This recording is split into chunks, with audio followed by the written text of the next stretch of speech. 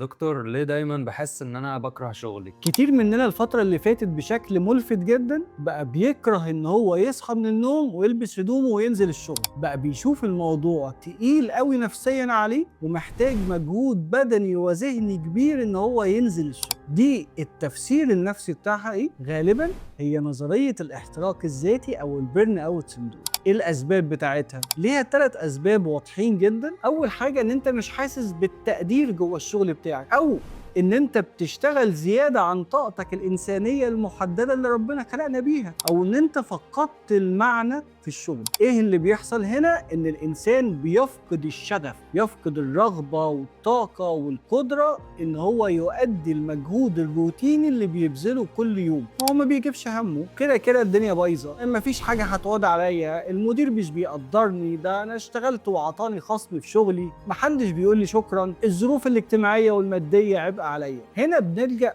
للحل بتاعها ان احنا لازم ندور على كسر للروتين، لازم نبدأ ندور على فرصة شغل أكتر تناسب احتياجاتنا النفسية والشخصية ويكون فيها التقدير الكافي، ونبدأ لو ما قدرناش إن احنا نتغير على الرغم من التغييرات اللي احنا عملناها نبدأ نلجأ لطبيب. علشان البرن اوت سندروم هي ساعات كتير بتكون بداية حقيقية أو بذرة كبيرة نمو مرض الاكتئاب النفسي. فلو حسيت بالأعراض تاخد الخطوات اللي قلنا عليها من تغيير روتين أو تغيير الشغل قدر المستطاع. ما قدرناش نبدأ نتوجه لطبيب، وهنا في يوتوبيا هنساعدك تعرف تفرق ما بين ده بيرن اوت سندروم ومجرد ان التغيير الحياتي ممكن يجيب نتيجة، ولا بدأ يظهر أعراض الاكتئاب ومحتاجين تدخل طبي سريع.